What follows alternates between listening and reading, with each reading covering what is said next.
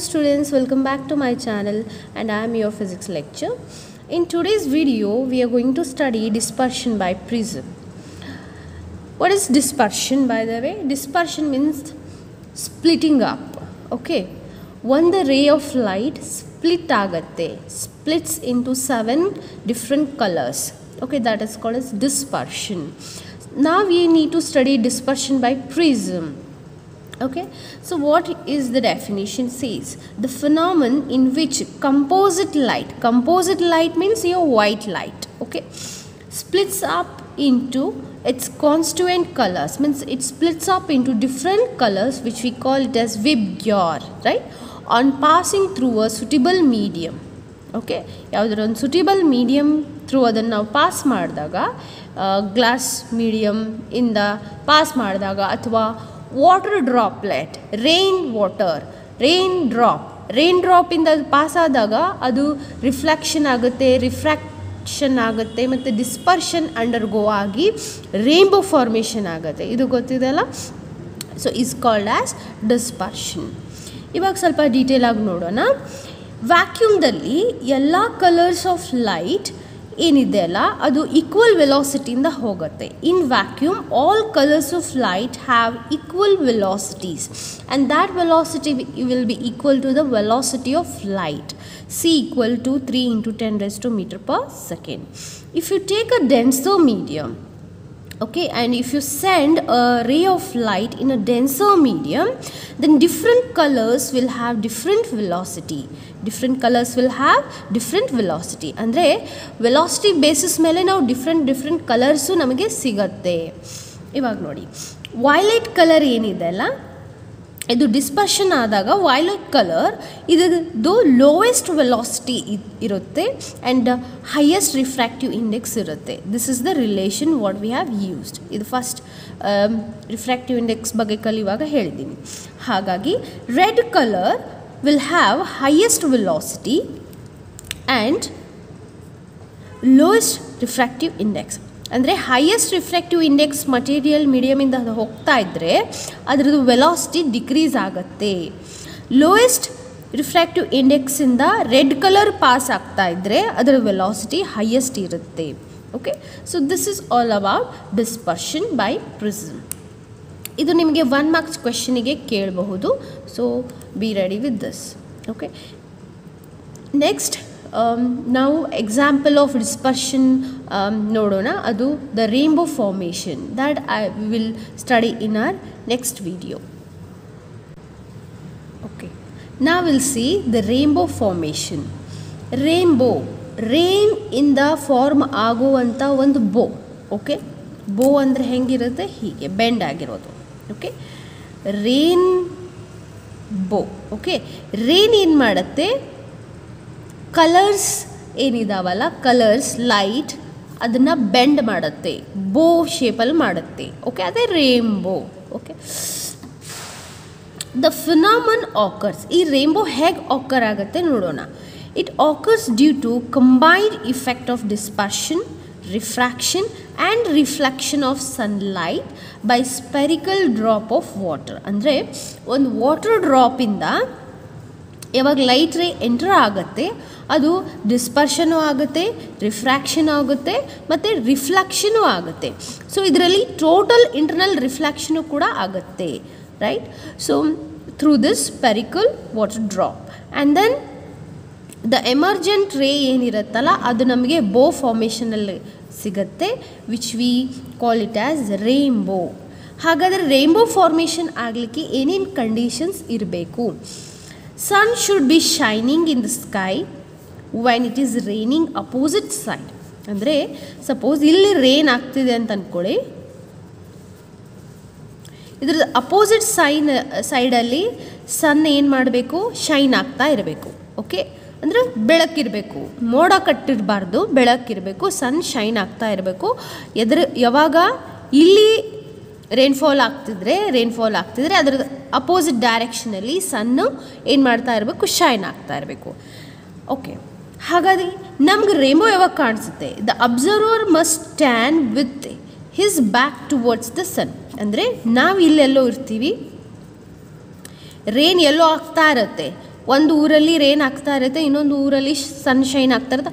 ಆದರೂ ನಮ್ಮ ಊರಲ್ಲಿ ರೇನ್ ಆಗ್ತಾ ಇಲ್ಲಾದರೂ ಕೂಡ ಒಂದೊಂದು ಸಲ ರೇನ್ಬೋ ಫಾರ್ಮೇಷನ್ ಕಾಣಿಸ್ತಾ ಇರುತ್ತೆ. ದಿ ರೀಸನ್ ಈಸ್ ಆ ಊರಲ್ಲಿ ರೇನ್ ಆಗ್ತಾ ಇದ್ದರೆ ನಮ್ಮ ಊರಲ್ಲಿ ಸನ್ಶೈನ್ ಆಗ್ತಾ ಇರುತ್ತೆ. And you will be in between than rainfall and the ಸನ್.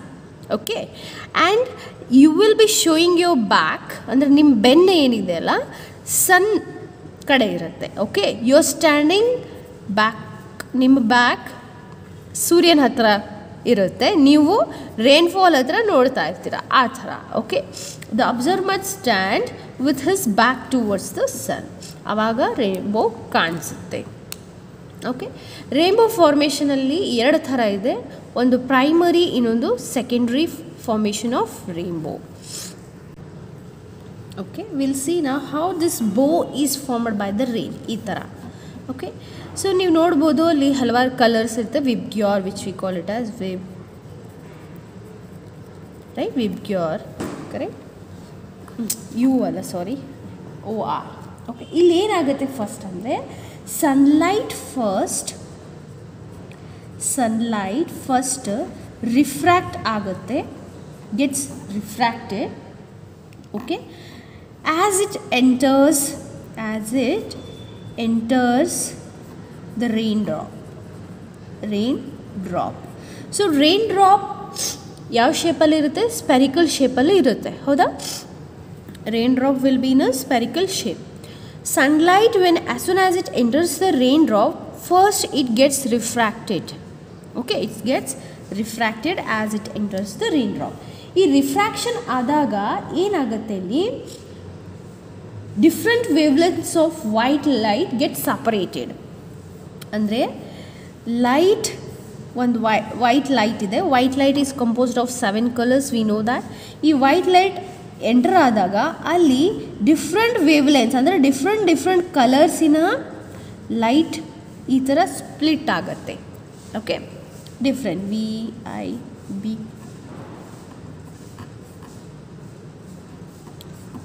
ಈ ಥರ. ದಿಸ್ ಇಸ್ ವೈಟ್ ಲೈಟ್, ಅಂದರೆ ಡಿಸ್ಪರ್ಷನ್ ಆಯ್ತು ಈಗ. ಓಕೆ, ಫಸ್ಟು ರಿಫ್ರಾಕ್ಷನ್ ಆಗುತ್ತೆ, ಆಮೇಲೆ ಡಿಸ್ಪರ್ಷನ್ ಆಗುತ್ತೆ.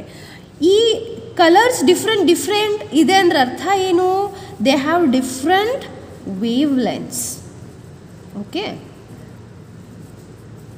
ಡಿಫ್ರೆಂಟ್ ಕಲರ್ಸ್ ಅಂದರೆ different wavelengths. Violet has different wavelength, indigo has different wavelength, blue has different wavelength, green has different wavelength. So these different wave ಲೆಂತ್ಸಿನ light ಏನಿದೆ ಅಲ್ಲ ಅದು separate ಆಗಲಿಕ್ಕೆ ಶುರು ಆಗುತ್ತೆ. And the one which is having longer wavelength ಇರುವಂಥ colour light ಅನ್ನಿ, ಬರೀ ಕಲರ್ಡ್ ಲೈಟ್ ಅಂತ ಅನ್ನಿ. ಲಾಂಗರ್ ವೇವ್ಲೆಂತ್ ಇರುವಂಥ ಲೈಟ್ ಯಾವುದು? Red colour. Okay, red colour is having longer wavelength. So longer, ಇದು 1 ಮಾರ್ಕ್ಸಿಗೆ ಕೇಳ್ಬೋದು, name the colour which is having a longer wavelength ಅಂತ ಹೇಳಿ. Red colour. Okay, red colour is having a longer wavelength. So red colour ಏನು ಮಾಡುತ್ತೆ, ಇದು bend ಆಗುತ್ತೆ, it gets bent but to the least. Okay, to the least ಅಂದರೆ ತುಂಬ ಕಡಿಮೆ bend ಆಗುತ್ತೆ. ಇಲ್ಲಿ ನೋಡಿ, ತುಂಬ ಕಡಿಮೆ, ಇಲ್ಲಿ ನೋಡಿ ಹೀಗೆ, ಜಸ್ಟ್ ಇದು ರೆಡ್ ಕಲರ್ ಫಸ್ಟ್, ಆಮೇಲೆ ಮತ್ತು ಅದಕ್ಕಿಂತ ಹೆಚ್ಚು. ನೆಕ್ಸ್ಟ್ ಯಾವುದು? Orange, next yellow, next green, ಆಮೇಲೆ ಬ್ಲೂ, ಆಮೇಲೆ ಇಂಡಿಗೋ, ಆಮೇಲೆ ಲಾಸ್ಟ್ ಜಾಸ್ತಿ ಬೆಂಡ್ ಆಗೋದು ಯಾವುದು? ವೈಲೆಟ್. ಯಾಕೆ ಹೇಳಿ?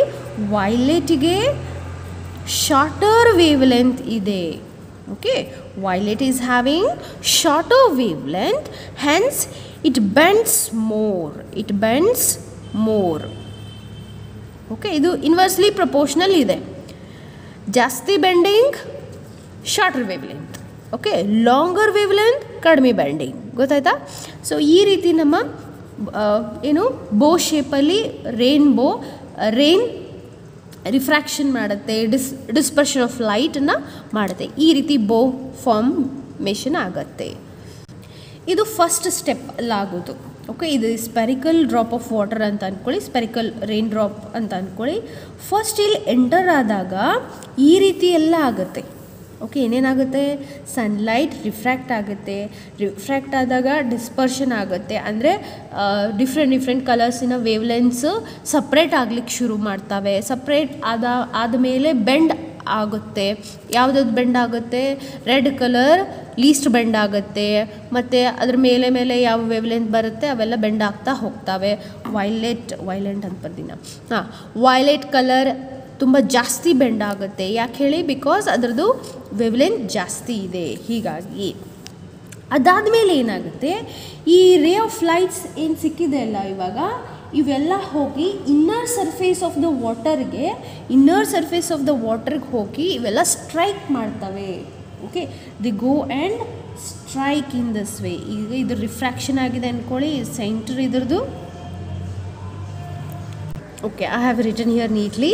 ಫಸ್ಟ್ ಸ್ಟೆಪ್ ಏನಾಗುತ್ತೆ, sunlight gets refraction through what, raindrop, and this causes what, different colours of light ಅಂದರೆ ಏನು, ಡಿಫ್ರೆಂಟ್ ಕಲರ್ ಇದೆ ಅಂದರೆ ಅದಕ್ಕೆ ವೇವ್ಲೆಂತ್ ಇದೆ ಅಂತ ಅರ್ಥ.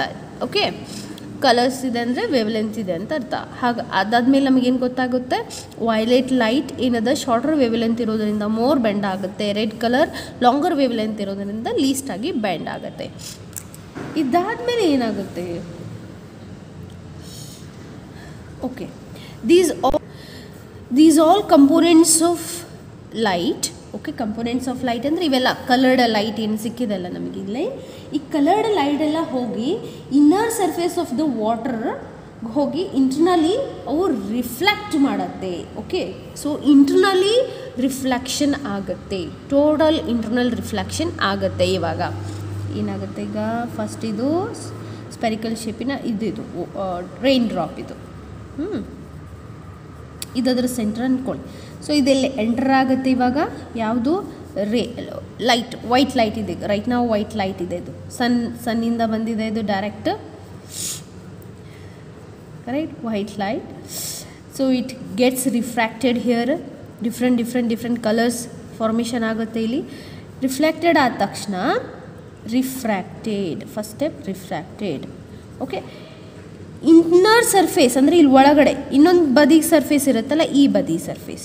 ಸೊ ಇಲ್ಲಿ ಬಂದು ಏನು ಮಾಡುತ್ತೆ, ರಿಫ್ಲೆಕ್ಷನ್ ಆಗುತ್ತೆ. ಇವಾಗ ಸೆಕೆಂಡ್ ಸ್ಟೆಪ್ ಏನಾಗ್ತಾ ಇದೆ, ಫಸ್ಟು ರಿಫ್ರಾಕ್ಟೆಡ್ ಆಯಿತು, ಆಮೇಲೆ ಅಲ್ಲಿ ಡಿಸ್ಪರ್ಷನ್ ಆಯಿತು, ಡಿಫ್ರೆಂಟ್ ಕಲರ್ಸ್ ಆಫ್ ಲೈಟ್ ಸಿಕ್ತು, ಆಮೇಲೆ ರಿಫ್ಲೆಕ್ಷನ್ ಆಯಿತು. ಓಕೆ, ಸೊ ರಿಫ್ಲೆಕ್ಷನ್ ಆಗಿ ಇಲ್ಲಿ ತಾಕಿದ್ದು ವಾಪಸ್ ಇಲ್ಲಿ ಬಂತಾಗತ್ತಾ. ರಿಫ್ಲೆಕ್ಷನ್ ಅಂದರೆ ಏನು, hits back. Okay, returns back, ಇಲ್ಲಿ ಬಂದು ಇಲ್ಲಿ ರಿಫ್ಲೆಕ್ಷನ್ ಆಗುತ್ತೆ. ಕರೆಕ್ಟ್. ಹಾಗಾದರೆ ಇದು ಟೋಟಲ್ ಇಂಟರ್ನಲ್ ರಿಫ್ಲೆಕ್ಷನ್ ಆಗ್ತಾ ಇದೀನಿ ಇಲ್ಲ ಇಲ್ಲಿ, ಹೌದು ಆಗ್ತಾ ಇದೆ total internal. Okay, total internal reflection ಯಾವಾಗ ಆಗುತ್ತೆ, ಕಂಡೀಷನ್ ಅನ್ನೋದು incident angle must be greater then critical angle ಇದ್ದರೆ ಮಾತ್ರ ಟೋಟಲ್ ಇಂಟರ್ನಲ್ ರಿಫ್ಲೆಕ್ಷನ್ ಆಗುತ್ತೆ. ಹೌದಾ, ಇಲ್ಲಿ ನೋಡಿ ಒಂದ್ಸಲ ಇಲ್ಲಿ ಹೋಗಿ ಇಲ್ಲಿ ಸ್ಟ್ರೈಕ್ ಬ್ಯಾಕ್ ಆಯ್ತದು, ಹೌದಾ. ಸೊ ಇಲ್ಲಿ ರಿಫ್ಲೆಕ್ಷನ್ ಆಗ್ತದೆ. ಇವಾಗ ಇಲ್ಲೊಂದು ನಾರ್ಮಲ್ ಡ್ರಾ ಮಾಡ್ಬೇಕು ನಾವು.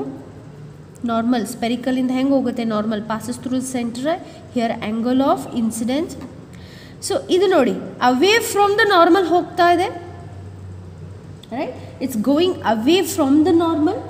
C, if angle of incidence is greater than the critical angle, then only there is a total internal reflection, otherwise no.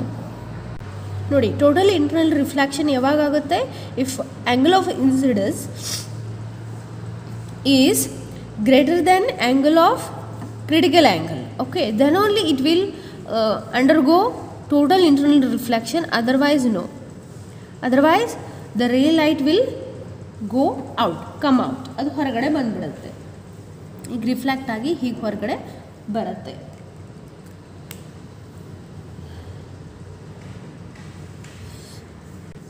C, it is found that violet light ಏನಿದೆ ಅಲ್ಲ, ಇಲ್ಲಿ ಬರ್ತಾ ಇದೆ ಅಂದ್ಕೊಳ್ಳಿ, ಇದು ವೈಲೆಟ್ ಲೈಟ್, ಇದು emerging out.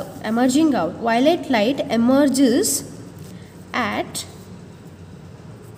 40 degree and red light emerges at angle of 42 degree. For other different colors it may lies between 40 degree to 42 degree ಇದ್ರ ಮಧ್ಯೆ ಇರುತ್ತೆ ಫಾರ್ ಡಿಫ್ರೆಂಟ್ ವೈಲೆಟ್ ಇದೆಲ್ಲ 1 ಮಾರ್ಕ್ಸ್ ಕ್ವಶನಿಗೆ ಕೇಳ್ಬೋದು ನಮಗೆ. ಓಕೆ, ಸೊ ಏನೇನಾಗುತ್ತೆ, white light just enters the raindrop, refraction ಆಗುತ್ತೆ, refraction ಆದಮೇಲೆ ಅಲ್ಲಿ ವೈಟ್ ಲೈಟ್ ಇದ್ದಿದ್ದು ಕಲರ್ ಡಿಫ್ರೆಂಟ್ ಕಲರ್ ಆಗಿ ಸಪ್ರೇಟ್ ಆಗುತ್ತೆ ಆ್ಯಂಡ್ ವೈಲೆಟ್ ಕಲರ್ ಅವೆಲ್ಲ ಬೆಂಡ್ ಆಗ್ಲಿಕ್ಕೆ ಶುರು ಆಗ್ತವೆ. ಬೆಂಡ್ ಅಂದ್ರೇನು, ರಿಫ್ರ್ಯಾಕ್ಷನ್ ಅಲ್ವಾ. So bending of light is what, refraction. So next ಸ್ಟೆಪ್ಪಲ್ಲಿ ರಿಫ್ರ್ಯಾಕ್ಷನ್ ಆದಾಗನೇ ಬೆಂಡ್ ಆಗ್ತದಲ್ಲ. ಸೊ ಬೆಂಡ್ ಆಯಿತು, white light shorter wavelength ಇರೋದ್ರಿಂದ bends more, red light bends least. So bend ಆದ ತಕ್ಷಣ ಈ ರೇ ಆಫ್ ಲೈಟ್ ಒಂದೊಂದು ಏನು ಮಾಡ್ತಾವವು ಎಲ್ಲ ಕಂಪೋನೆಂಟ್ಸ್ ಏನೇನದಲ್ಲ, ರೆಡ್, ವೈಲೆಟ್, ಗ್ರೀನ್, ಬ್ಲೂ ಅವೆಲ್ಲ inner surface of the water droplet, ಇದು ಇನ್ನರ್ ಸರ್ಫೇಸ್ ಇದೆ. Okay, inner surface of the ವಾಟರ್ ಡ್ರಾಪ್ಲೆಟಿಗೆ ಹೋಗಿ ಸ್ಟ್ರೈಕ್ ಮಾಡುತ್ತೆ. ಸ್ಟ್ರೈಕ್ ಅಂತಂದರೆ ಅದು ಹಿಟ್ ಮಾಡಿ ಬ್ಯಾಕ್ ರಿಬಾಂಡ್ ಆಗುತ್ತೆ, ಅದು ರಿಫ್ಲೆಕ್ಷನ್. ಓಕೆ, ರಿಫ್ಲೆಕ್ಷನ್ ಆಗುತ್ತೆ. ಇಲ್ಲಿ ಟೋಟಲ್ ಇಂಟರ್ನಲ್ ರಿಫ್ಲೆಕ್ಷನ್ ಆಗೋ ಸಾಧ್ಯತೆಗಳು ಇರಬಹುದು ಯಾವಾಗ angle of incidence becomes greater then critical angle. Okay, ನಾರ್ಮಲಿನ ಜೊತೆಗೆ ಏನು ಆ್ಯಂಗಲ್ ಇದು ಮಾಡ್ತಾ ಇದೆ ಇನ್ಸಿಡೆಂಟ್ ರೇ, ಅದು ಗ್ರೇಟರ್ ದೆನ್ ಕ್ರಿಟಿಕಲ್ ಆ್ಯಂಗಲ್ ಇದ್ರೆ ಮಾತ್ರ ಟೋಟಲ್ ಇಂಟರ್ನಲ್ ರಿಫ್ಲೆಕ್ಷನ್ ಆಗುತ್ತೆ. ಎಷ್ಟಿರಬೇಕು ಹಾಗಾದರೆ angle? It should be 48 degree in this case. Okay, so ಅಂದಾಗ ಮಾತ್ರ ಏನಾಗುತ್ತೆ, ಟೋಟಲ್ ಇಂಟರ್ನಲ್ ರಿಫ್ಲೆಕ್ಷನ್ ಆಗುತ್ತೆ. ಇಲ್ಲ ಅಂದರೆ the reflected right again it gets refracted, ಮತ್ತೆ ಅದು ರಿಫ್ರ್ಯಾಕ್ಟ್ ಆಗಿ ಹೊರಗೆ ಬಂದುಬಿಡುತ್ತೆ. ಮತ್ತು ಇಲ್ಲಿ ನೋಡಿ, ಇಲ್ಲಿ ಬರುತ್ತೆ ರಿಫ್ಲೆಕ್ಟ್ ಆಗಿ ಹೊರಗೆ ಬರುತ್ತೆ. ಇಲ್ಲೊಂದು ನಾರ್ಮಲ್ ತೆಗಿತೀವಿ, ಅವೇ ಫ್ರಮ್ ದ ನಾರ್ಮಲ್ ಹೋಗಿಬಿಡತ್ತೆ. ಓಕೆ, ಸೊ ಇಲ್ಲಿ ವೈಟ್ ಲೈಟ್ ಎಮರ್ಜೆಂಟ್ ರೇ ಆಗುತ್ತೆ ಈಗ ನಮ್ಮದಿದು. Okay, emergent ray white light ಆಗಿದ್ದರೆ ಅದು 40 ಡಿಗ್ರಿಗೆ ಎಮರ್ಜೆಂಟ್ ಆಗುತ್ತೆ, ರೆಡ್ ಲೈಟ್ ಇದ್ದರೆ ಅದು 42 ಡಿಗ್ರಿಗೆ ಎಮರ್ಜೆಂಟ್ ಆಗುತ್ತೆ. So this is how the rainbow gets formed.